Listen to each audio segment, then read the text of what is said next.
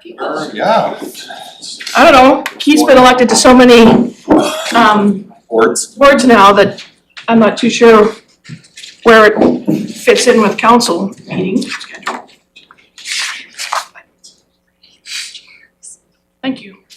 Okay. Right. So are we live? Yeah, we're live. Great. Well, welcome everybody to October the 7th of 2025. We're getting the fall beautiful weather continues, so we're very fortunate. And I would like to acknowledge that the lands on which we gather is traditional territory of the Ktunaxa, the Syilx, and the Snuneymuxw people, and is home to the Métis and many diverse Aboriginal persons. We honor their connection to the land and rivers and respect the importance of the environment to our strength as a community. Hello. He's been elected to so many. What? Sorry. Are you okay? I'm okay. And so, is there any late items? I didn't receive any notifications I may have a late item. So that if I could have an adoption of the agenda as circulated. Move. Councillor Woodward, seconded by Councillor Payne. All those in favor? And it carries. And before we go any further, I would like to recognize Jordan Dupuis, who is our new manager of bylaw services. So welcome to the team, Jordan. And would you like to tell us a few things about what you're planning, or have you already got a plan, or tell us a little bit about your background? I started last week. Good evening to everybody, Mayor and councillors, and Sarah and I have been chatting about a few different priorities that I look forward to getting into, and just came over from the regional district where I was the supervisor of bylaw enforcement there, and very excited for this opportunity and to learn more about the city and operations. And yes, thank you. Welcome. Well, welcome to the team. And my understanding is that you previously had a lifetime as a RCMP officer, am I? Yes, that's correct. I'm Okay. retired RCMP. Where were you? I've worked in northern BC, Whistler, Pemberton, Mackenzie, a variety of First Nations policing, North Van, Ridge Meadows, so kind of around the province. Okay. Well, welcome. We're glad that you're decided that Nelson should be your home, and that, like I say, we appreciate you joining us, and hopefully you will enjoy the new team that you're on. I'm sure I already am, so thank you very much. Okay, great. Thank you so much. Thanks, Jordan. So moving on to item number 5. This is a short agenda, people. We're gonna just continue to sort of work through it, and who knows, we might finish the meeting before we almost get started, but I'm sure that there's gonna be a few reports, but with 2 councillors absent currently, maybe the reports will be a bit shorter. But moving on to the city manager's verbal report. Right. Yeah, maybe I think the big highlight, like most of us, was the UBCM that we attended a couple of weeks ago now. And I can just quickly talk about the staff meetings that we attended. So we did meet with Interior Health, and we raised 2 things. One is the Gordon Road property. They did confirm it is surplus. We did share that there's interest in potentially a affordable housing project on that site. They can't fund any projects themselves, but we talked about if they made the land available, could healthcare folks get first right of those units, and if there was units that were still available for others, then they would get there. So there seemed to be some interest in exploring that, so they were going to get back to us on that one. We also talked about staffing, and especially with the new health campus up there, and was that impacting other long-term care facilities in our community or in our region. It could come from anywhere in our region, I guess. And so they didn't have any they knew who moved with Interior Health, but they didn't know who potentially moved from the private Mountain Lakes or others. So they were going to see if they could get some data on that. We had suggested as part of economic development that we should sort of track that and see what happens when new facilities happen and what that does to our labor force. Are we able to hire within our communities, our region, or are we trying to find people up from elsewhere, and the impact that has on our housing. So they were gonna do that. They also indicated that I think they were quite successful working with Selkirk College to train new care aides. Some of these positions, and they did have a program that provided some funding for that. That sounds like it likely will not continue with their own financial challenges. So I thought that was a positive meeting we had there. Then we had a meeting with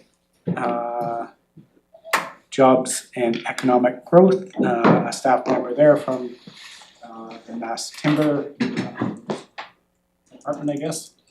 And they confirmed that there isn't any funding directly from them at this time for mass timber projects.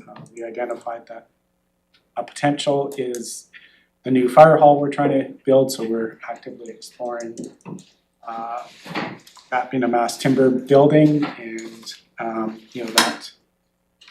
there could be support for local governments and others, I guess, who are looking at building with mass timber. How do you procure those projects? What are the things you have to be really conscious of in planning with that?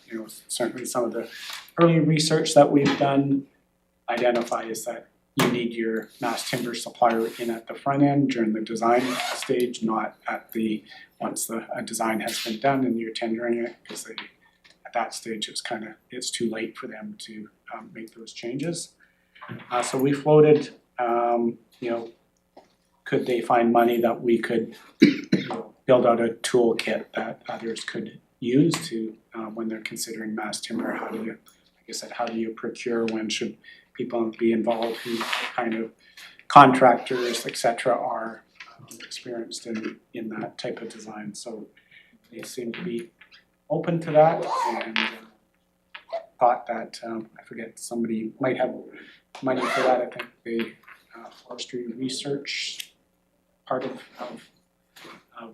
Ministry of Forestry, I believe they might have money for that research type of project. Councilor Ward. Thank you, Mr. Chair. So like with a typical build, you line up all your trades and everything, and you get your site and your equipment and all that. But like with mass timber, you'd have to order. If I've got this correct, you design the building and you have to basically order the parts way ahead of time and then those parts are delivered to the site. Well, yeah. So it's like a different construction model, right?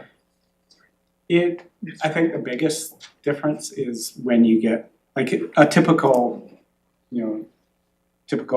design tender project. You complete your design without your trades or your contractors involved, and you work with your consultants. They develop this building. It goes out to tender, and people bid on it, and it's fairly standard construction that people have built a number of these buildings. And even in those, we find that if you had the people that were going to build it together with the people that designed it, they come up with a better design.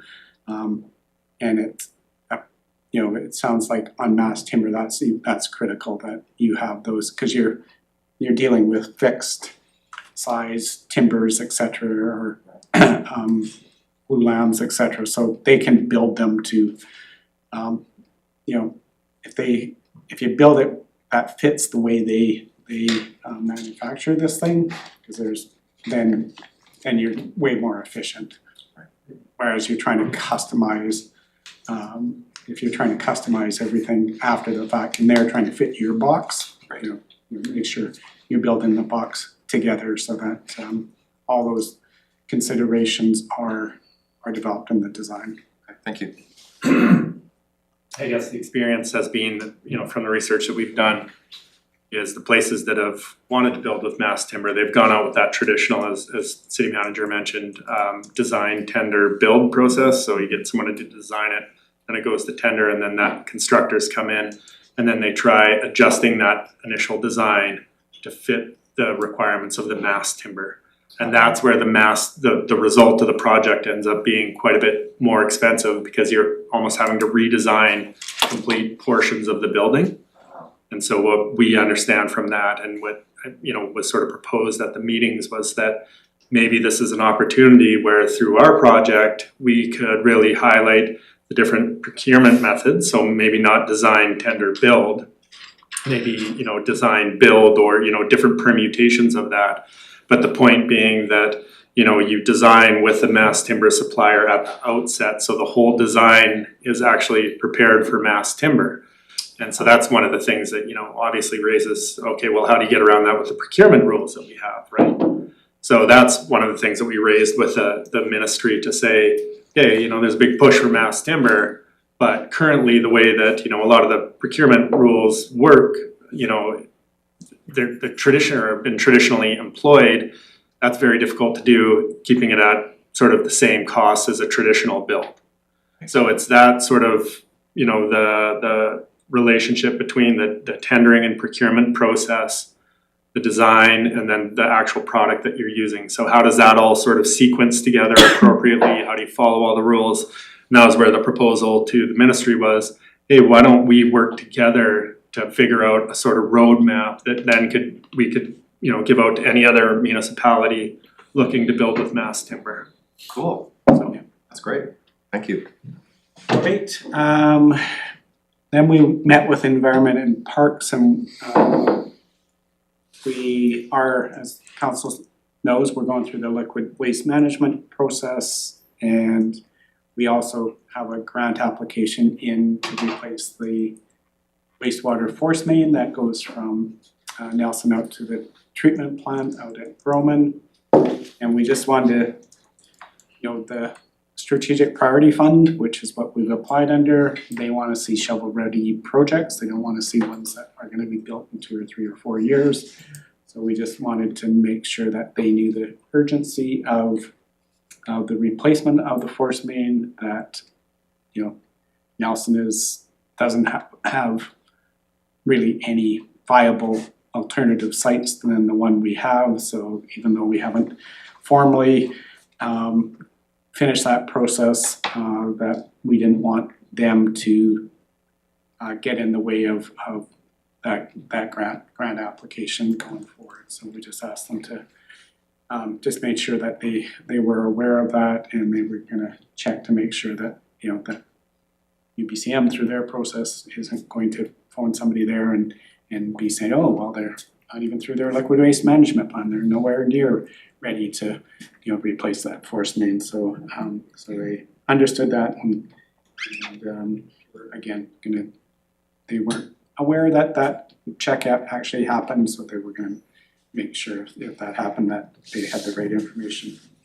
And also Sarah and I met with Glenn Brown from UBCM, who is, and I forget who the other fellow's name was, that administers that program, and shared that same information that that force main is we've had leaks in it, and we do have an order on it to have a plan to repair it, and it's an urgent project for us. And just clarified that once we have submitted that application, we can begin to spend money that will qualify under the grant.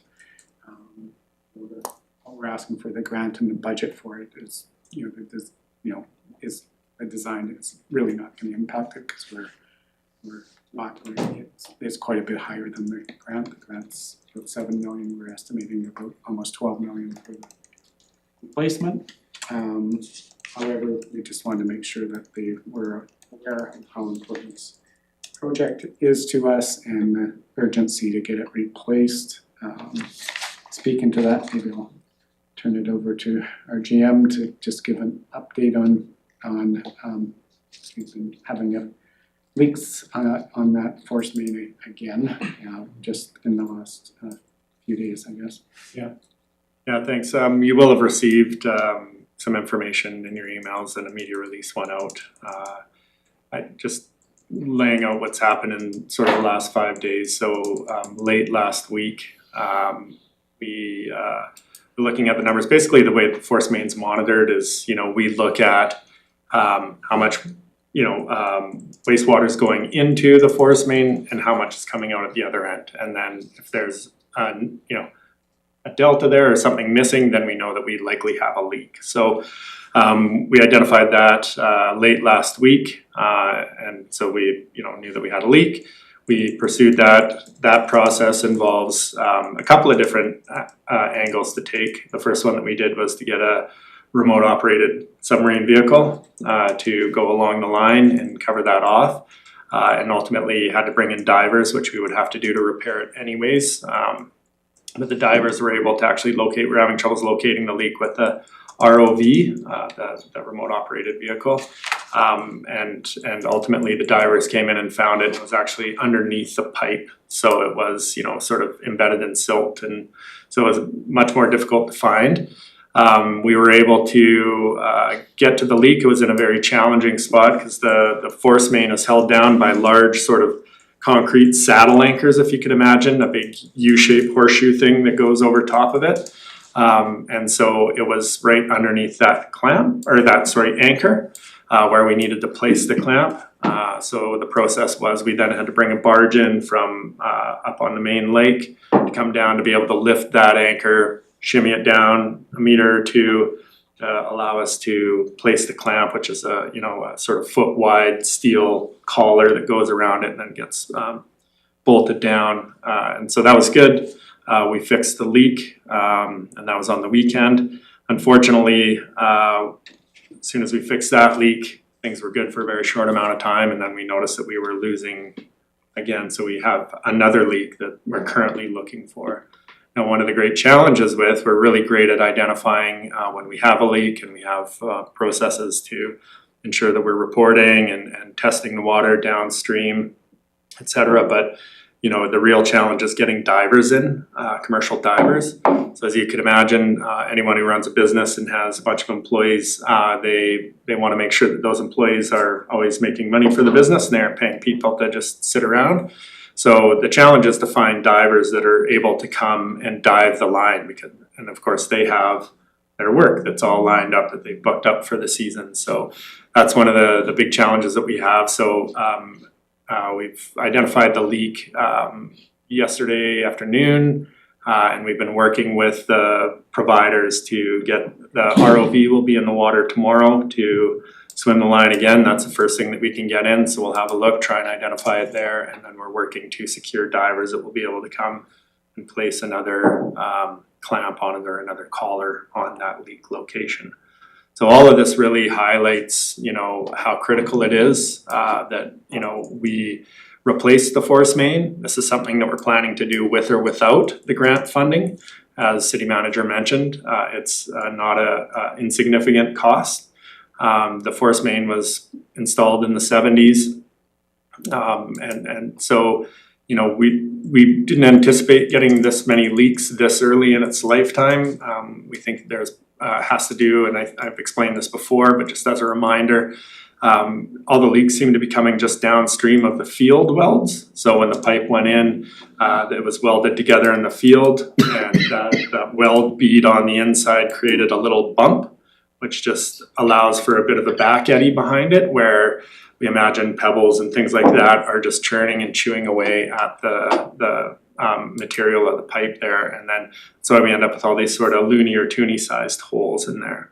So it is something, where we started our planning for replacement late in 24. All this year we've been going through that as far as placement, surveying, understanding the bathymetry of the actual riverbed through there. So where the placement will go this year, we're starting now getting into the detailed design of what the pipe will be, and then looking at an install in early 27. Of course, install, we have to hit certain low water windows.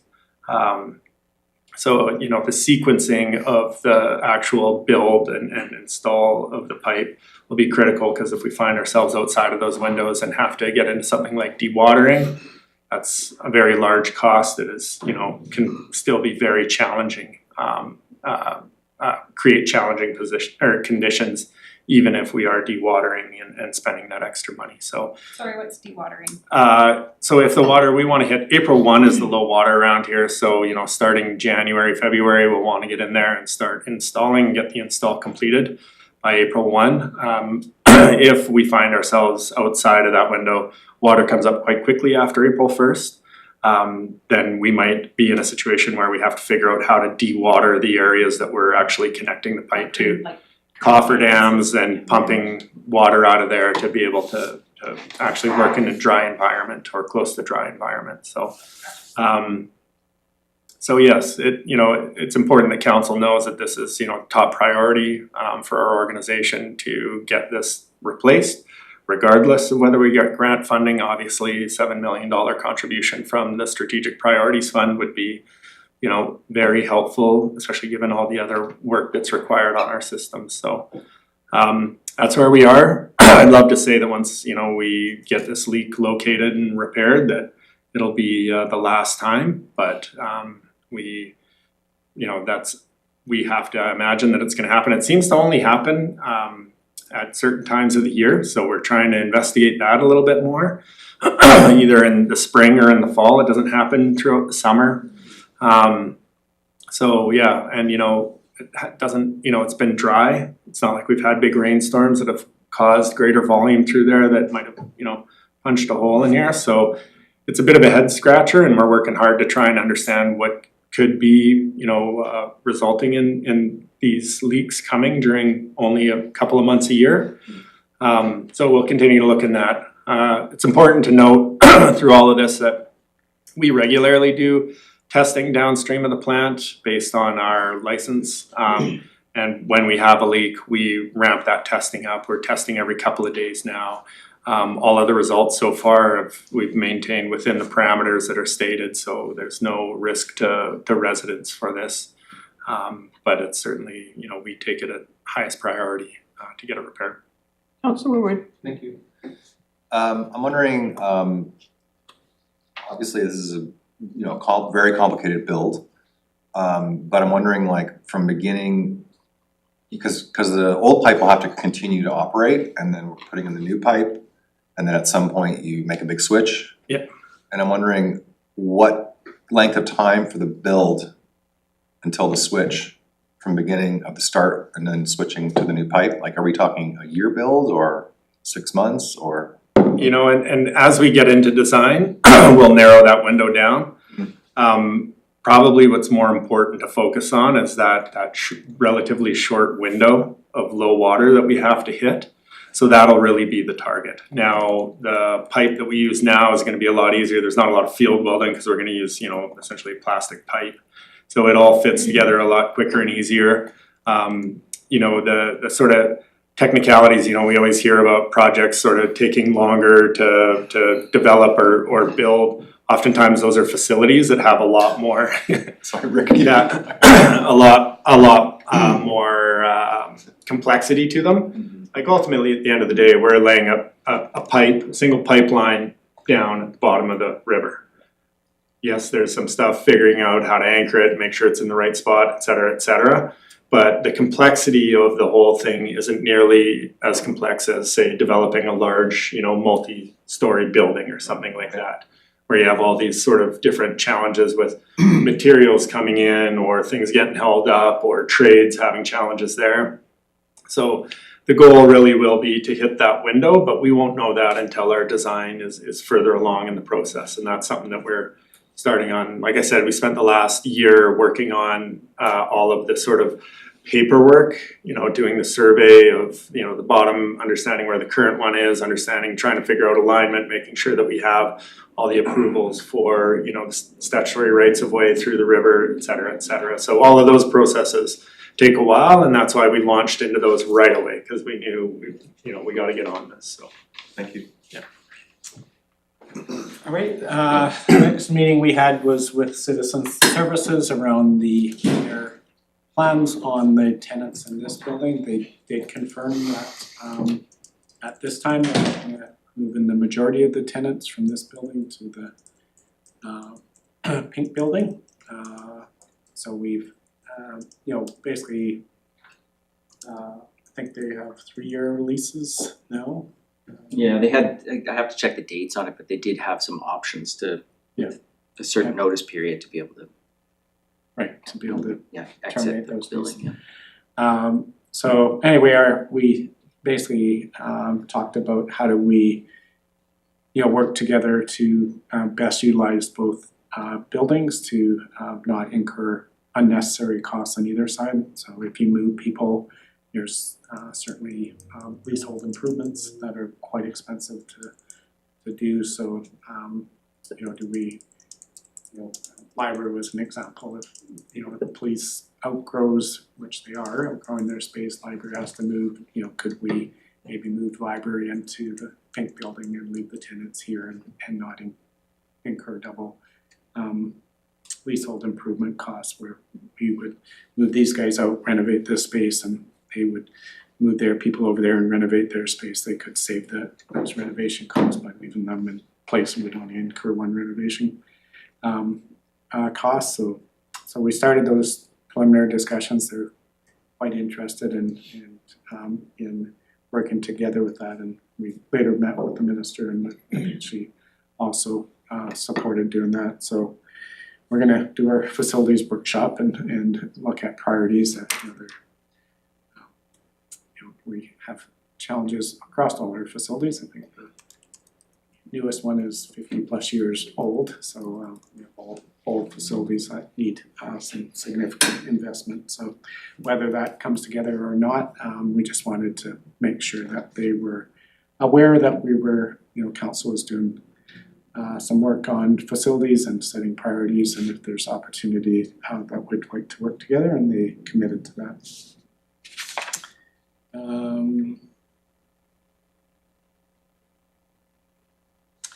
We met with Waterland and Resource Stewardship, and this was around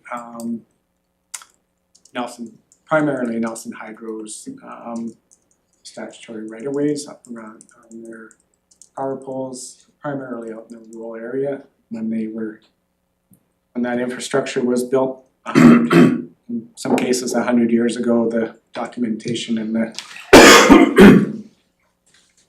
getting those, registering all those rights of ways didn't necessarily happen. So we now have to negotiate with individual landowners on each one of those, and it's time consuming, and it's not like nobody noticed that there was a power line running across their property when they purchased their property. So we asked, is there some process where we could legitimize those without having to go through the resources that we need to do it on a one-off basis. They pointed us to the regional office as the first place to start, and suggested some legislation that may assist in that. So we'll do that.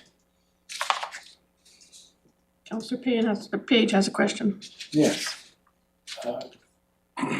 Glenn Scott has been working with the other municipalities that have this issue, like we have others in our cohort that have statutory right-of-way problems like this. We have other examples, it's not just us.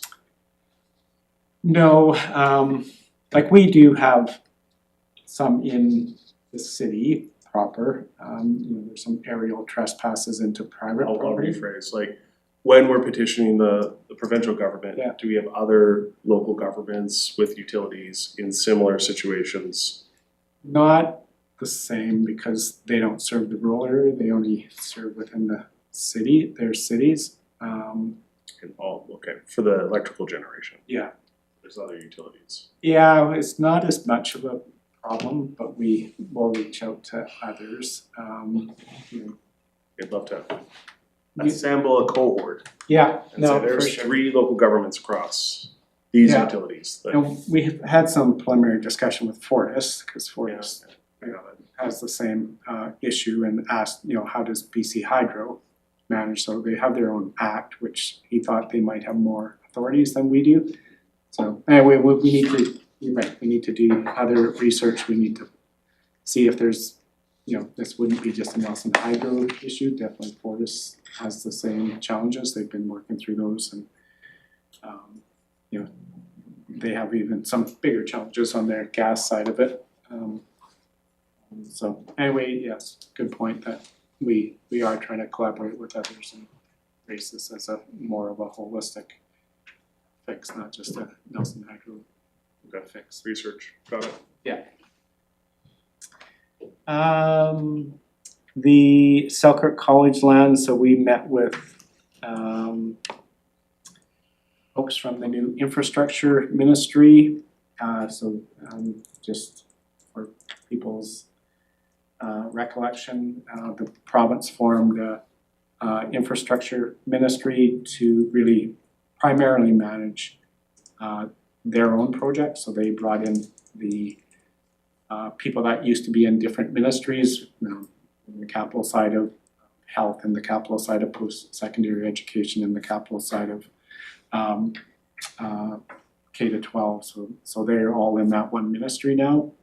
So we did raise the concern with 10th Street campus. As you recall, we were working with Selkirk to transfer those core lands to Selkirk College so they could get funding from the province to maintain those buildings, because again, those are all old. They identified a fairly significant deficit in maintenance of those facilities. The province at this time, because of their financial challenges, has chosen not to allow Selkirk College to proceed with that. They did share that that's not a forever decision, that's a current decision based on current financial realities. We did raise that there had to be some mechanism to, if the city was gonna maintain those, that there had to be some mechanism that we could receive some funding, that we'd need some funding and we could put that into, some maintenance at the facility so that they don't deteriorate any further. So they are aware, they are working with Selkirk College staff to try to come up with a solution. People recall how the renovations happened at Selkirk College in the beginning, that the city did fund those renovations and were paid back over 25 years for those renovations. So we proposed something similar, that there would be a lease payment to the city and the city would invest that into doing basic maintenance so that they don't deteriorate. And an example, Mary Hall Gymnasium had a significant roof failure last year, and it was because they let it go to so far that they had to replace all the trusses and etc. It was a much bigger problem than maintain the roof over the life of the building. So they said they do understand that, they are working through that, and they hope to find a solution for that and in conjunction with Selkirk.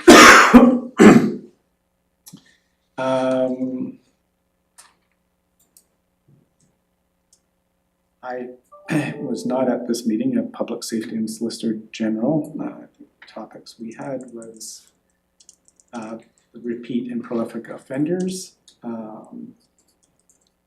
and addressing property crimes, supporting local crime prevention strategies across communities. So I do know that I was at the meeting we had with, I guess, the AG, not the Solicitor General, which is where this program fits. So I think people are aware of REVOI, that's repeat violent offenders, and they recently have indicated that they are going to roll out a program, and Nelson will be one of the pilot communities for repeat property crime offenders. We shared that some individuals that have over 500 files related to the activity they've had in town, and what it has on resources and just the safety of our community. We also shared that it's our officers and police department do a good job of actually arresting these folks. It's just that they are back on the street right away, and there needs to be a program to either support people that they aren't out there committing crimes, or if they not able to manage through that there is jail time. So they did share that this program will allow more Crown prosecutors or more dedicated Crown prosecutors to manage those files, and so it's a lower ratio, and they focus on those particular individuals, and that will go with the program. That's not just additional policing funding. Councillor Page.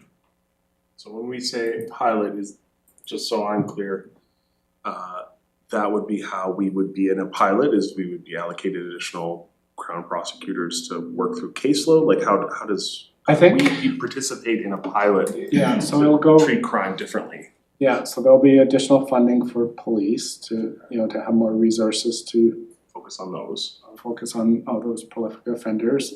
There's also, as I said, there's Crown prosecutors that are dedicated to the program that manage those files. So more resources, Yeah. more staffing resources. And then they also indicated that there will be, they work with those that are providing, addiction services or housing services to, this isn't just about people in jail, this is about also trying to, get people into the services and the support they need, so.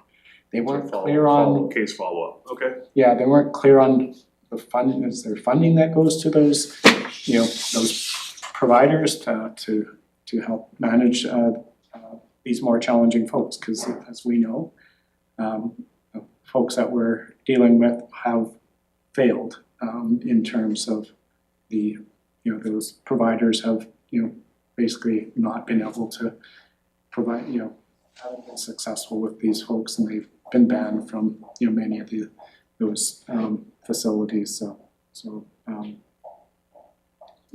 a kind of a wraparound program, and I think Inspector Juke said that I think there's 3 communities that are part of this initial pilot. I would say that they haven't, in my conversation with them, that they haven't got all of the final details all done yet. I mean, they're looking at their one that they had for violent offenders, and they're trying to figure out how to nuance the program with all of the things that are involved in that program. So if you look up that program for repeat violent offenders, there's quite a lot of information on the BC, on the provincial website about it. So it's a matter of working out the details of how they nuance that for prolific property type offenses. So were you saying that there's 3 communities in this possible new pilot? Are we one of them, or there's 3 and you're requesting to be a 4th? No, we're one of the 3. We're one of the 3, okay, thank you. And I would expect, I don't know if you're gonna report on the meeting with ministers and your partner. I can, I don't, it's all sitting on my desk, or else I would say I'd go into great detail, but we can go back through. I mean, many of these people were the same ones that we met. Did you have anything more, you were in that meeting that we had with public safety and the Solicitor General that Kevin wasn't able to attend. Was there anything else that stuck out in your mind? No, I think that hit the highlights, yeah. Okay, anything? The only other thing I was gonna mention is we are days away from being out of the Civic Center project, so that they are this evening, probably about now, they're putting the finish down on the floor in the dance umbrella, so we were able to patch it. We was able to sand it. We were gonna look at staining it to blend it together, but he's done such a good job of sanding that, it's not gonna, it's a old floor, but it's, it's blending pretty good together, and yeah, it's a good example where we have not maintained our facilities very well. The floor was in really poor shape. There was no sort of finish on it at all, and there was marks from over the years. You know, I think that understand when it was the library, they had carpet on it, and so it's gone through not a lot of love over its lifetime, and he's gonna bring it back up. So the new windows are in, the heritage windows got put back in. There's a new mechanical system in that space that will provide heating and cooling. It can run on, it's a hybrid, so it can run on both gas and electricity, so the GHG savings that we committed to making, we did that in this build. We've been out of the civic theater space for months now, and I think they're hoping to get apply for a building sometime in November and start to go to their tenders out to different trades to move that project forward. So that's, it's been a big project, but we've gone above and beyond what we had originally had anticipated with the roof repair, and we're looking at having a bit of a surplus that we can apply to other energy upgrades in the facility or potentially in the civic arena. Councillor Tate? Sorry, were you finished your thought? Yes. It brings up something that you guys have probably already thought about a lot, but when we're having conversations in community, there are sometimes folks that are involved in nonprofits and not-for-profits who have amenities and assets that they're not able to maintain after a certain number of years. The cost of maintaining things is really high compared to what the membership can bear in terms of the increases to maintain those facilities. And often we get asked, why doesn't the city just buy the such and such? And why doesn't the city just take that over? And I am curious if it would make sense to start to consider developing some kind of a amenity adoption framework or something like that, so that when folks say that to us, you can be like, wow, we have a rubric for that. That sort of thing. And then also when we decommission things, I know that it's kind of a one-off each time, even just talking about the 10th Street campus, try to decommission it to the college. Is there, kind of a long-term planning mechanism that we could start to look at so that, as the city grows, as people's interests become diluted among more activities and membership fees remain stable, we get a lot more pressures as to how we're going to provide certain services in the community. So I thought from a governance perspective, we could start to look at that as a team. Like, how do we adopt new facilities, or how do we decommission certain facilities? Yeah, no, I think that's a really good idea, and I think again we need to plan as a region, because these facilities don't just serve City of Nelson residents, they serve the region. So we definitely are starting some of those conversations on the recreation side with the recreation staff of how do we meet some of those needs, and obviously the process that the RD went through to try to understand what is important to us citizens in the region, what is our tax tolerance in some of those, and gonna do a facilities workshop with the council to let you know what those deficits are. So I think the first piece is getting our own house in order, so we understand what our own challenges are.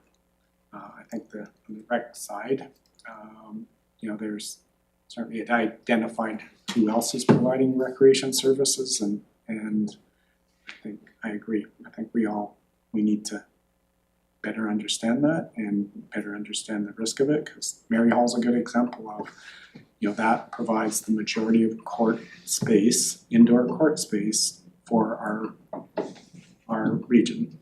And if that Selkirk couldn't maintain or continue programming there, that would have a huge impact. It's where volleyball happens, basketball happens, pickleball happens, badminton happens, indoor soccer happens, all that. All those type of court sports are at that one facility, and right now we're super fortunate that Selkirk has, is a good community member and is providing staffing to run those programs, primarily in the community. Yes, their students get some benefit, but it's primarily for the community, so we need to really understand, that on, and where's our lane? Are we, there's the cultural side, there's the recreation side, and you'll see when we do the facility workshop, we kind of broke it down into those type of buckets. Here's the, the core services we provide, fire and police and those type of things. Here's the recreation and social services that we provide, and then sort of some others. So we've tried to break it down that way so that at least we're starting to get our house in order, and I know the RD is trying to do the same thing on their side, and I think there is, yes, the whole nonprofit side that owns certain buildings and facilities that are facing that same thing. A lot of these buildings were built back in the 60s, 70s that are all aging. And so just to riff off of that and from the rec perspective, so not just from the rec perspective, but I always lump culture and rec together for better or worse. I know from our meeting this last week that the RDCK folks have had initial conversations with the school district. And so I'm not sure staff to staff how you're piggybacking on that, but it'd be great I know that the city is part of the regional district, but just to make sure that communication is open. And so that we're not peppering one another with the same questions, and to kind of have this cohesive attack to get that space, to optimize the space, optimize usage. Yeah. Okay. Yeah, no, we met with RDCK staff, Stuart and his team. Perfect. And Joe was part of that. Yes. So we're definitely having those conversations, and Maybe I said this in the meeting, to document kind of where we're at, because I know that there's staff changes coming, and to make sure that it keeps scooching down the road a little. yeah, Okay. no, for sure. Scooch. All right, Anything, nope, that do you was have anything else? Do we still have money? Yep, well, it depends what the force main repair is. 11.4. 11.6. Yeah, I guess the only other thing is that Nelson Hydro is going through their budgeting process. That's been an open house and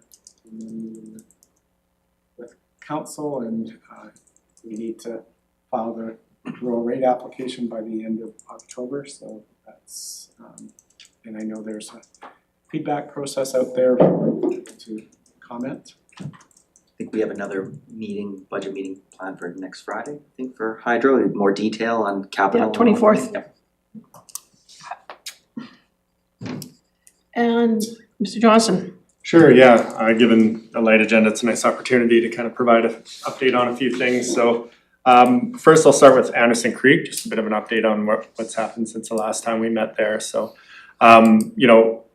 we continue to work to understand what exactly happened with Anderson Creek, why, again, we use the Anderson Creek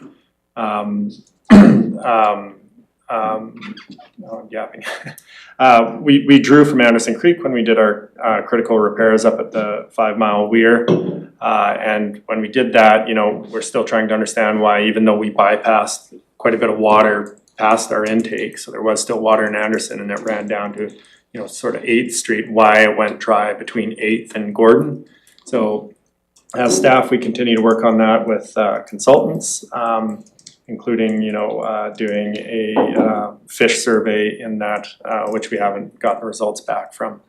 As well, the DFO, Department of Fisheries and Oceans, the feds, aka the feds, came in and spoke with us, just trying to understand exactly what happened there. That's part of their mandate, whenever something like this happens. So we had good conversations with them. We're able to provide them with sort of reams of information and you know, everything that we use there. So they're going through their process. We're of course not privy to sort of regular updates on that, but at some point I imagine we will have feedback from them and be able to share with council at that time. So that's really where we're at with Anderson. I'm curious, at what point do we just loop in some of our local Indigenous partners on that curiosity for this process? I know that we have. Okay. Yeah, been working with them. I was not in the room, so I'm not entirely sure what was covered off, but I know that it was a topic there. So, Okay. yeah. Awesome. So that's Anderson Creek. Another, you know, big ticket item this time of year is decorative lighting in the downtown core. So just to let council know that we are, you know, working on that with Nelson Hydro, who works to ensure that we have the power supply, and then our arborist team to make sure that those lights are up and strung. You know, we've got a lot of discussions in the last year over how to keep Baker Street beautiful in the winter too. It looks lovely in the summer.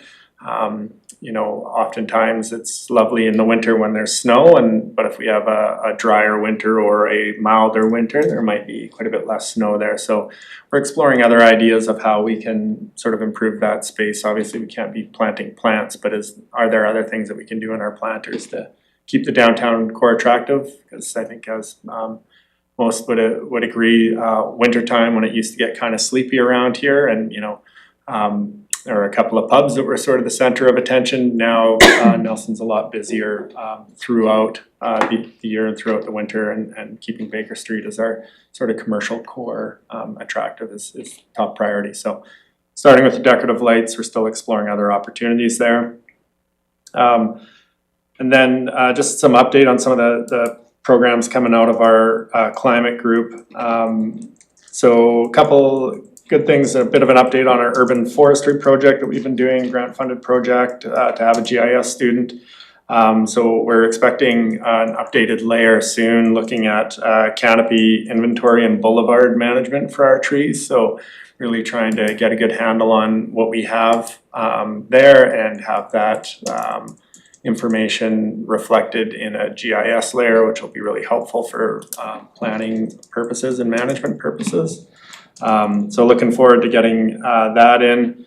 Along with that, there's a funding stream open right now with CBT that we're exploring to help support us maintaining our tree stock. So they're looking at climate adaptation opportunities, and one of those, of course, is providing shade trees. So that's something that we're discussing right now. That application will be due at the end of the month. It's not for a large ticket item, but could potentially support us in ensuring that you know, we're maintaining, if not growing, our canopy cover throughout the city. So a good opportunity there. Next, another grant funding opportunity that came up, so something that, you know, we've talked about a little bit is the dam safety requirements around our dam facilities. One of obviously our major one being up at Mountain Station, our water reservoir, that is a dam. From our findings, we had a detailed assessment done on our dam by a third-party consultant that then made up the report that we provided to the dam safety regulators. And then they were able to come do an inspection and then provide some feedback for that. One of the main actions out of that was that we had to increase our spillway. I believe, you know, the whole idea is that we have a dam, we can pull water out of it through our water system. But the idea is that dams like that are supposed to be able to, if some freak event happens, that they're able to overflow, and they overflow in a manner that doesn't actually erode or you know, harm the dam structure itself. So that happens through a spillway. You know, the dam's been there a long time with the, you know, change in the climate and the change in the regulations and the expectations there. I think that they're now looking for a 1 in 10,000 event rainstorm that we're supposed to be able to handle there, and that would require an expanded spillway. So we're looking at a project there to expand the spillway. Fortunately, it looks like there may be a grant stream out there, adaptation and action, where we can get that partially funded through grant funding, which would be a really fantastic win for us. I mean, any grant funding at any point in time is very welcome, but this is one that perhaps surprised us a little bit more. So to get some grant funding would be really great.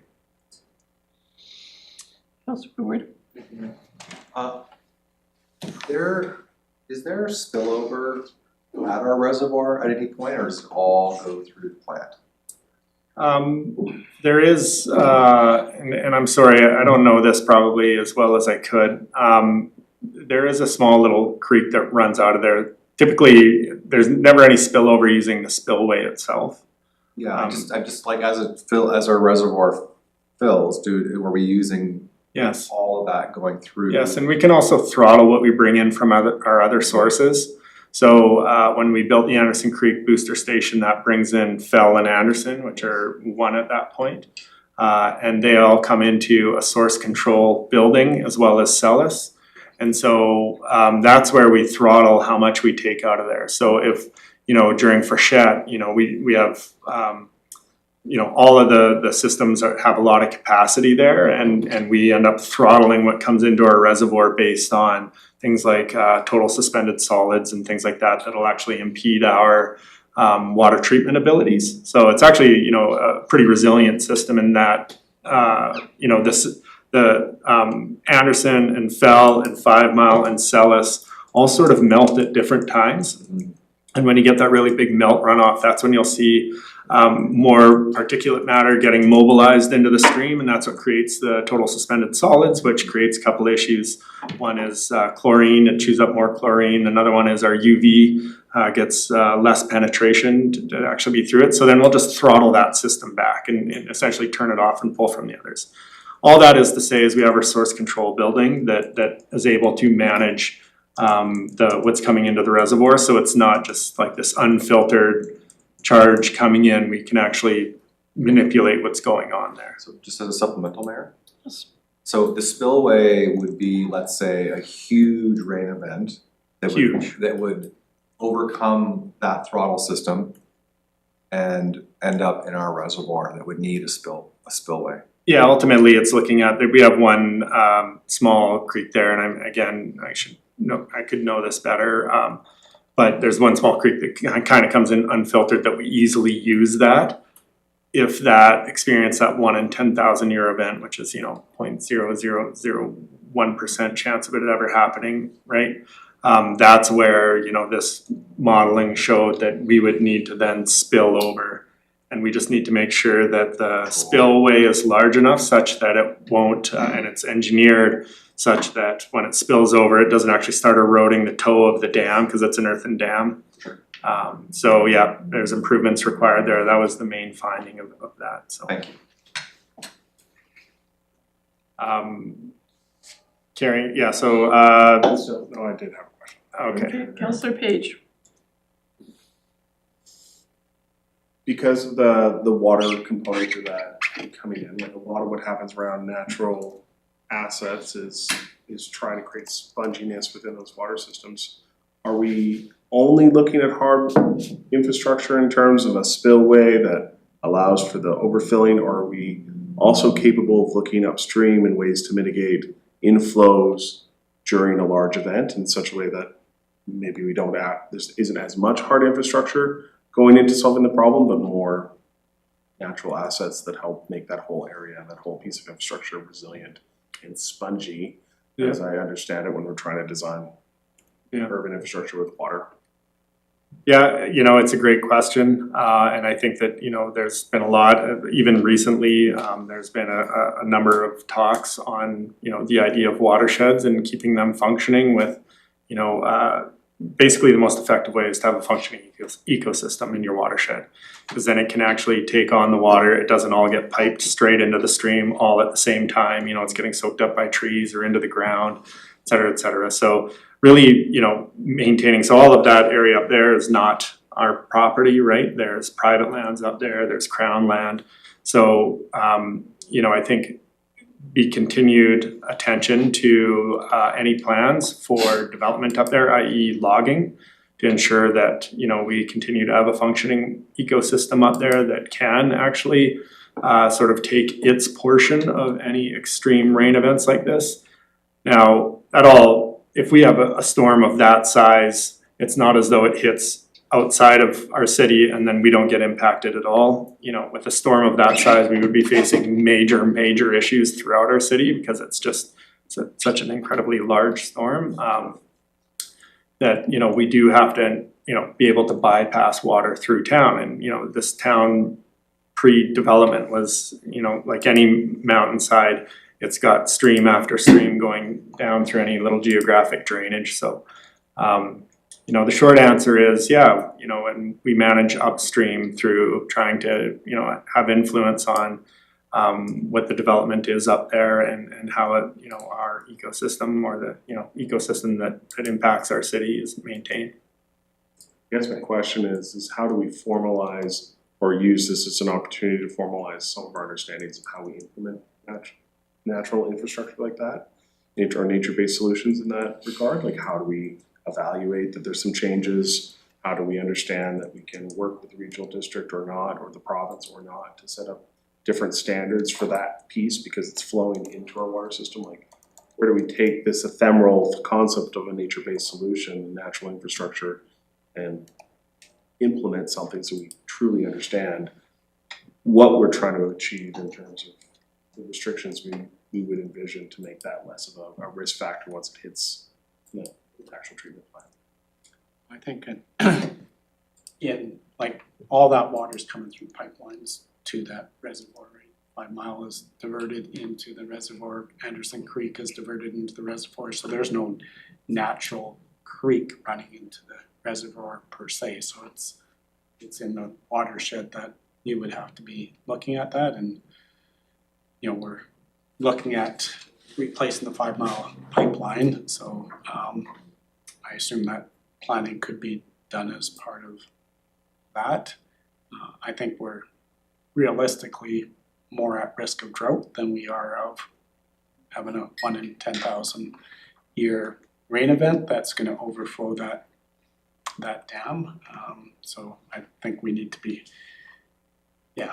yes, looking at are those opportunities, but I think what we're really looking for is, are we going to be able to store and have enough water in the watershed to actually deal with drought events as opposed to probably rain events. And like I said, it's not like it's a natural creek running in there. We're diverting, we're only bringing in so much water. I'm not 100% certain where all the water would come unless it's. There is a small natural creek that comes in there that I think that's where the concern really comes from. But I think to city manager's point, a solution for one is a solution for the other. So if you maintain the ability of the sponge to absorb water, then it not only absorbs water in extreme rainfall events, it also absorbs the water and maintains it during drought events, right? So that's where you find, the flip side of that coin is, the whole sort of the watershed's been logged or overly logged, and as a result, you end up with, first the damaging side, you end up with really high snowpack in the clear cut areas because the trees aren't, evapotranspiring all of that moisture off. So you end up with this really big snowpack, and then it melts really quick because it gets all of that, solar impact, and it's exposed to everything when it happens. So that's that impact. But as a result, too, then you don't have the sort of the ecosystem intact that can sort of store that water for a long term. Again, at the top of 5 Mile, I always say that our reservoir is really that functioning watershed up there because it maintains water flow throughout the year because we're very fortunate. A big portion of it is park. We also have, there's some private lands in Anderson Creek Timber. They do, thus far have done a very good job of maintaining that watershed and not, basically, doing to it what they could under the current legislation, right? So, yeah, it all comes down to maintaining that ecosystem up there. It helps on both sides of the coin. So, and that's where, you know, when I was at the RDCK, one of the projects that my group was working on was the watershed management, right? So how do we ensure that we have influence in that sphere? And I know that that good work is still happening there, and that's something that we need to continue, and chatting with, you know, ultimately our partners at both the province with the West Arm Park and Anderson Creek Timber to ensure that, you know, it's front and center, their understanding of our water and, you know, how reliant we are on that watershed functioning. Okay, that's- Councillor Payne. I'm just gonna throw it out there, but since that area is so critical to the health both of our watershed and the biodiversity of the area, has the city ever considered acquiring that land and doing a border expansion so that we have management of it ourselves? You're talking about Anderson Creek Timber? Yeah. Hasn't never come to the council table. I can tell you that when asked, that they have said they have no intention because that's family property that they see generation after generation being able to steward the land there, so that they've had no interest in selling to anyone, so. But you can keep asking the question. And that's why I asked, thank you. Yeah, I don't know if anybody's ever looked at what the value of the timber on that, you know, that would be the value of the land, is the value of the timber obviously on it. Well, also valuing it for its ecological benefits and Yeah, no, I meant beyond as- that, yeah, as yeah, far I as see that, as far asking- as selling it and as Yeah, far as, but yeah. So that, they would have one value for it, but Yeah. it sounds like historically they've also valued the Yeah, ecological yeah, benefit of it, which is great. So as long as they're the owners, that's optimal. But we obviously, as the city, have I would say an expanded value, other than just the dollar value of the timber. Yeah, no, So I'm just absolutely. interested, always exploring new possibilities. And fortunately, 90% of our water comes from the 5 mile watershed, and that is in the what do they call it? Class A park. Class A park, yeah. So with limited access there, so we're super fortunate. That's where our water is coming from. Finally, just a little bit on the Regional Energy Efficiency Program, REAP. So as council knows, we've been working for a number of years to secure additional funding through FCM. We've been working on that, you know, we notified council about a year ago that, you know, things were looking very positive for that funding.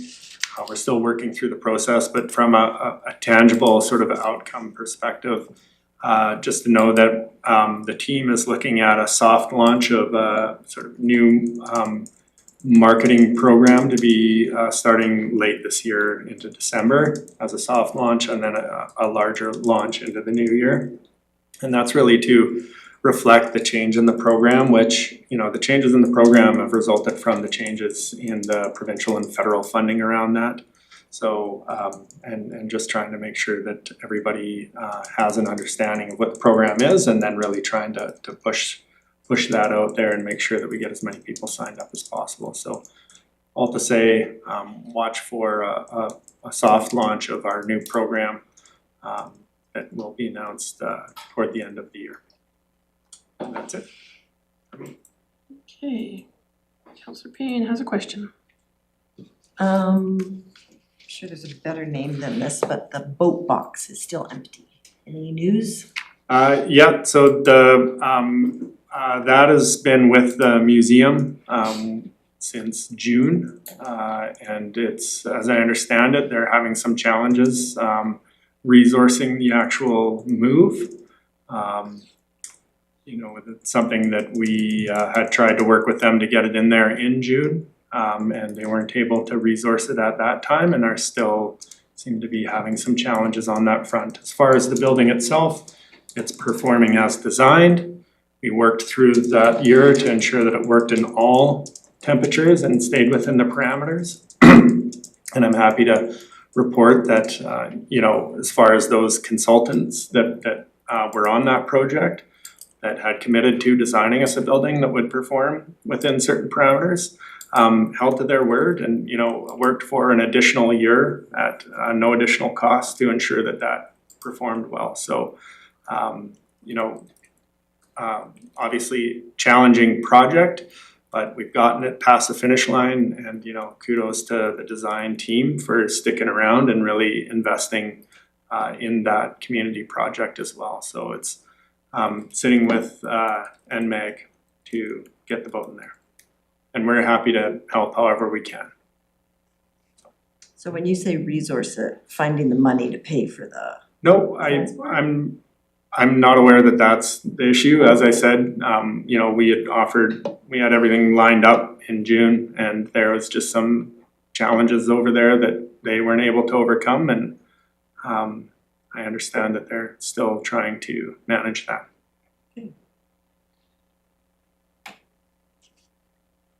Any other questions for any of the Councillor Payne?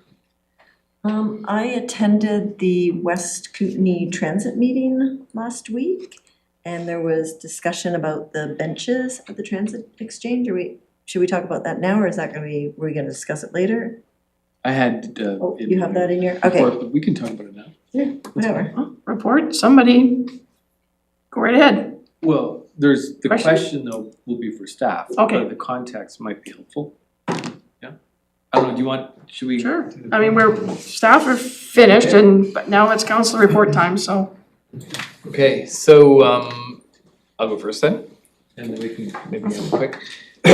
So really, we had our West Kootenai Transit Committee meeting on the 2nd, a couple days ago, last week. No, last week, yeah, it's Tuesday today. And it was, wow, a whole bunch of good news. And some, I'll start with the sad news that most of us heard about, the driver in Kamloops who was killed colliding with the tanker on the bus. So it was in Kamloops, and this set a bit of a pall over the meeting, but and Anthony, who's our main guy at BC Transit, had to rush out to go deal with that. Beyond that, very positive, very, very positive. So first of all, we've got, all our numbers are up. Ridership is up, revenue's up, performance is best in the province. Like, they made a specific shout out to Nelson for being essentially like the ideal operator. Amazing, on time, everything, bang, bang, bang, bang. So yeah, congrats, guys. Pass that on. Yeah. For us a Christmas party. Yeah. Or a few buses. And not just even in operations, but also in service. So Green's like across the board, which is a first for a long time. So our team, Jody and the team down, are killing it. So really, really good. Nice job. Not just the Nelson area, The area that whole we took over. US system, yeah. Yeah. Yeah. First time they'd seen greens in that area for a long time. Yeah. So they're just thrilled actually, and it was really positive. So couple of new updates. The Pass Up pilot project, there's this idea that, especially, and this is relevant for us, that on some of our highway buses and super busy times, drivers will pass and leave riders on the road. A new pilot is coming in which there will be no pass-ups. You will stop and load people on even if it's standing in the room that way. So that's coming, and it's important to take the onus off the drivers, because it was kind of put on them to make the call, and it was pretty rough on them. So now it's just like, if there's somebody on the highway, we're stopping to pick you up. Yeah, they get to choose whether or not they want to squish in there. Yeah, the rider gets to, yeah, exactly. The new rider or the riders on the bus? Yeah. They fight. That's my question. The safety of the riders on the Yeah. bus as It's a they keep pilot. loading people. Yeah, no, it's a and pilot to figure out. Have standing Yeah, passengers all the time. yeah, totally. I mean, I've stood on coming down. Sure. And it wasn't against standing, it was just on the onus of the driver to like, I'm stuffed. Yeah. You know, the passengers will determine if The passengers will determine if it's stuffed or not, yeah. they break up the fight. Yeah, exactly. Again, I just wanna stress it's a pilot, because we don't know if it's gonna go. The Handy Dart, so there's a new province-wide platform coming around Handy Dart that's gonna greatly improve that service. Define service areas, all sorts of technical efficiencies that are coming. Yeah, it's gonna be great. Interesting little stat though to note, the Handy Dart is a massively valuable service to a relatively small group of people, but holy smokes, do they need it and use it. The average usage per rider is 2 trips per day, or close to it, 1 point. So that's across the whole system. So we're talking about hundreds of thousands of trips for as little as 500 riders. It's really dramatic. The interior health, this is good news on a financial side. IHA has been withholding money. Well, I shouldn't say it that way, but we have not been receiving money from IHA for the Health Connector services. And we finally have an agreement in place, so the money will be coming to us starting next year. So that's 1,947 service hours will be covered by IHA, which up until this point they have not been covering. Out of COVID, they were like, oh, we don't have the money, and then never were able to wrangle them back to deliver that funding. The UMO fare system, this is another very cool thing that we all use, is now coming with the credit card tap. So you don't have to have the app. You can just jump on with a credit card or your Apple Pay or whatever on your phone and pay. So that's coming. Right on the bus. Right on the bus. Yeah. So big convenience upgrade there. That's pretty exciting. We've heard that, we know that Nelson's getting 2 electric buses and the charging to go with it. So delivery on that is 2026, but staff knows that, and we've heard about that before. Just as an adjunct, a few of us got to ride those at UBCM.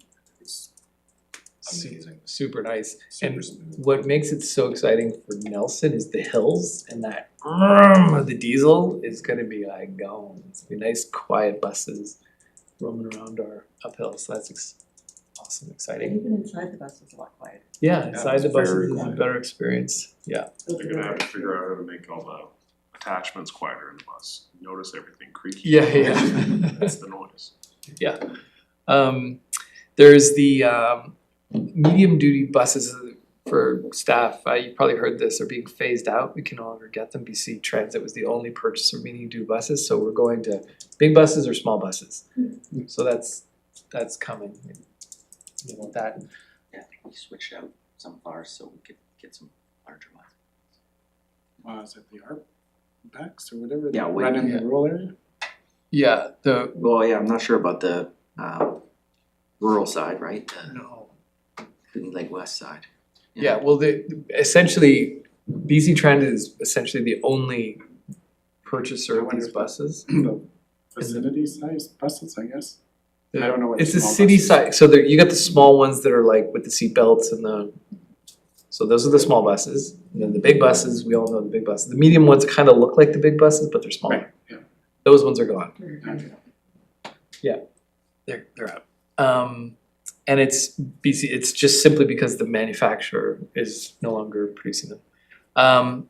The Nelson Downtown Exchange, so the issue as it turned out, and I don't know if we'd heard this before too, the reason why we didn't have the seats was because of the BC Transit designed shelters.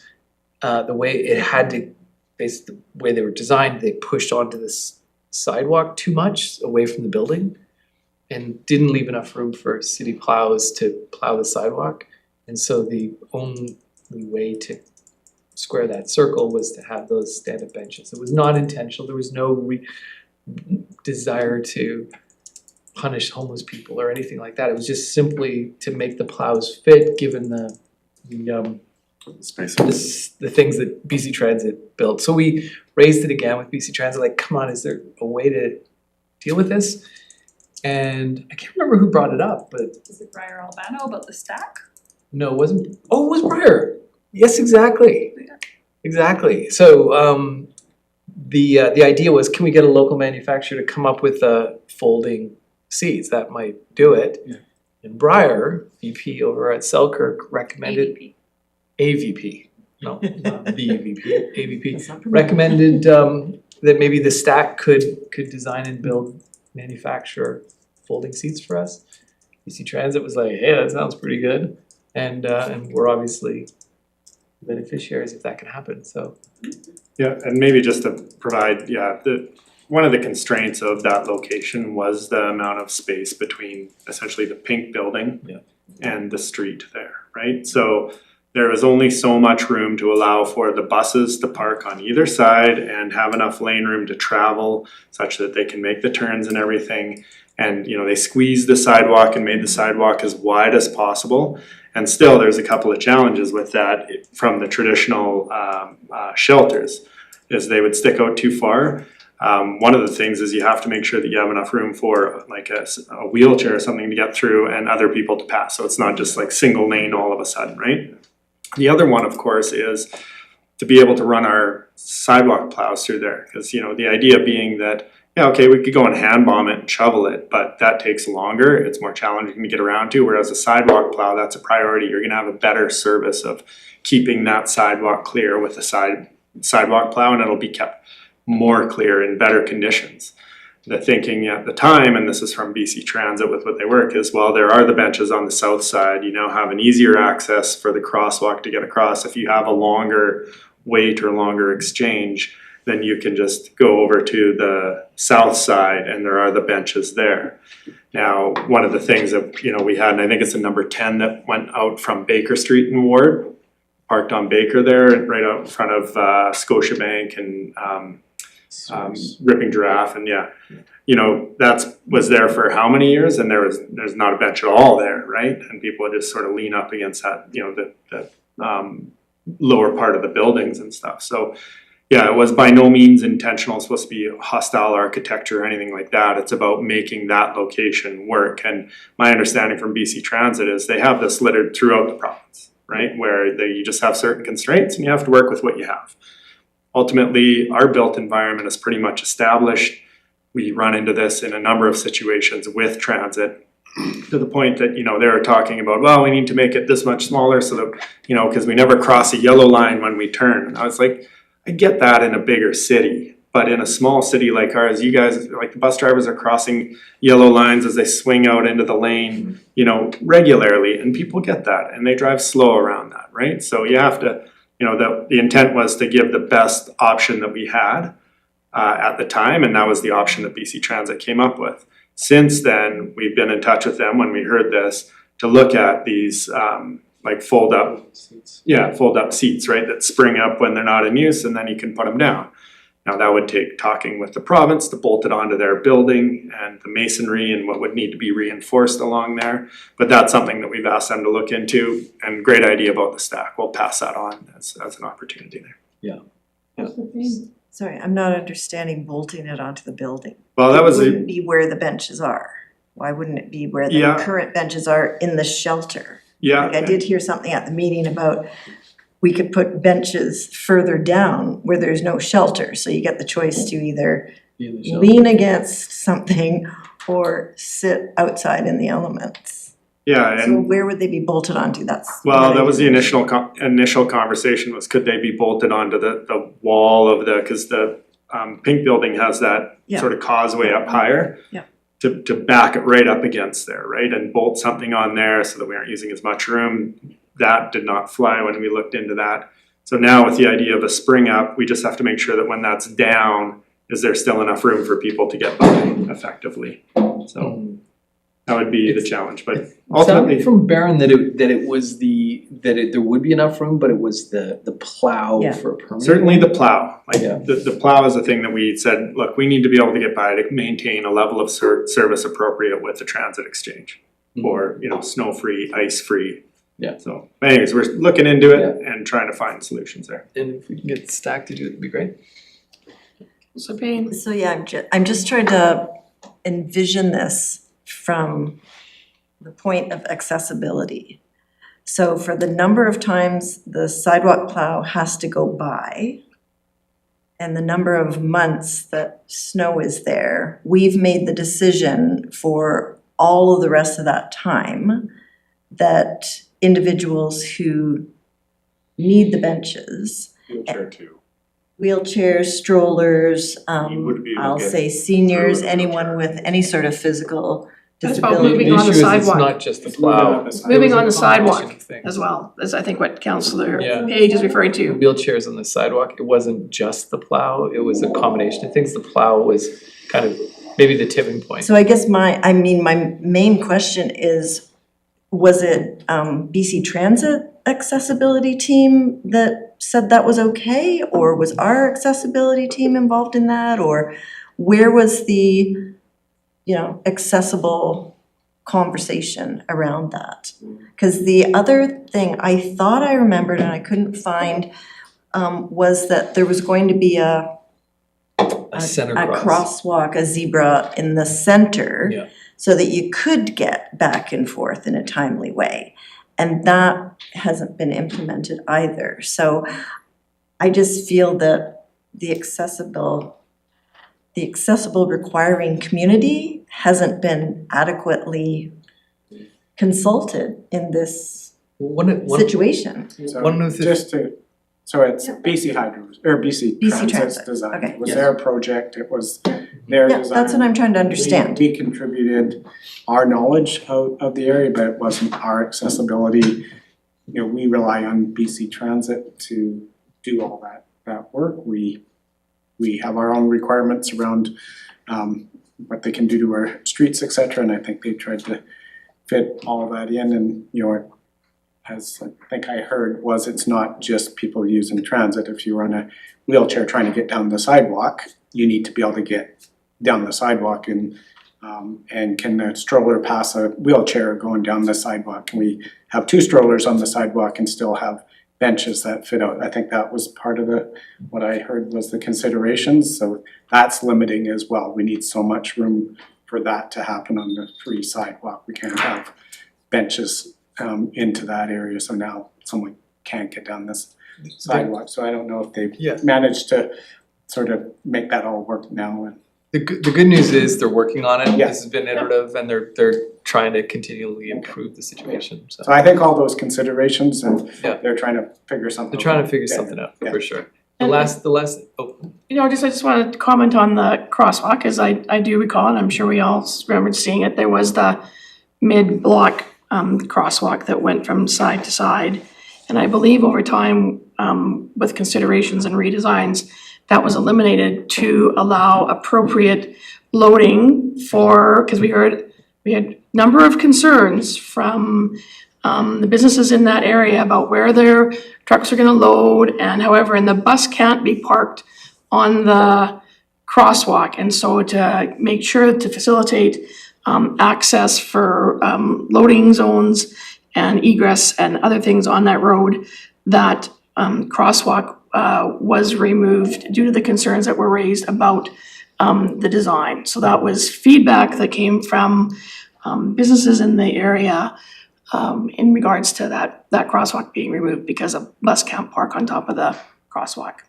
So yeah, and it to went make- away. And for the buses to make the turn, it was seen as like, you know what, if the bus, even let alone the loading, for the bus to effectively make that turn, they had to do redesigns. Reduce the amount of space, because to have the sidewalk in a transit area like that, they needed the bump outs. BC Transit did, so there would be bump outs off the sidewalks as well.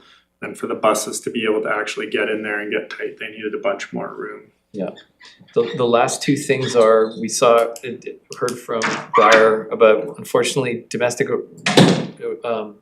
enrollment's up 3%, international enrollment down 55%. So really big challenge for Selkirk, which leads to, questions about the 99, 98, that kind of stuff. So we'll monitor and see how the ridership is affected. So we didn't have those numbers at this stage.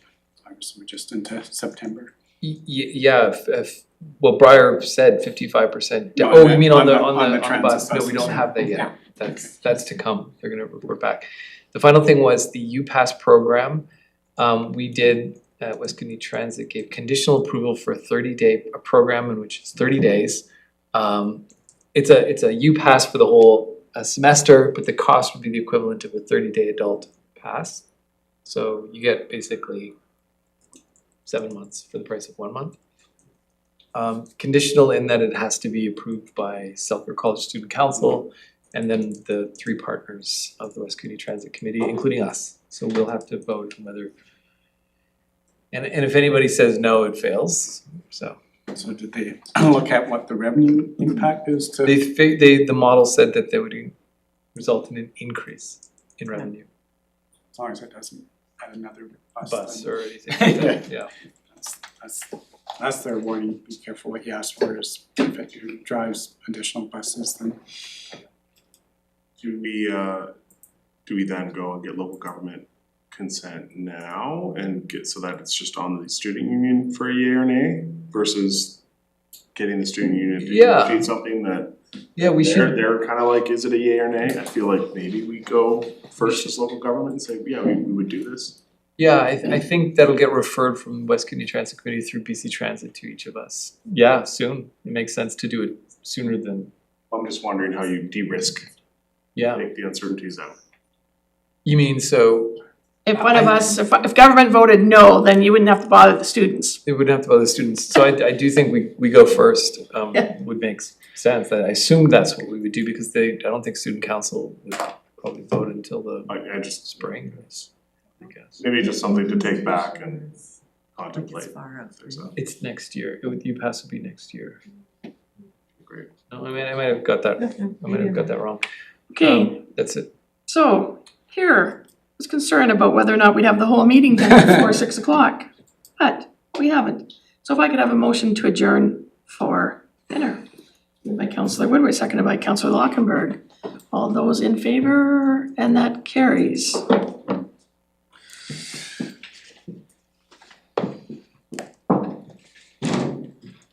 Yeah, maybe I'm thinking about something else right now, but I'm like, oh my gosh, they're going through all this and I thought it was gonna be 2 years or something. do you guys? Maybe I'm thinking about something else.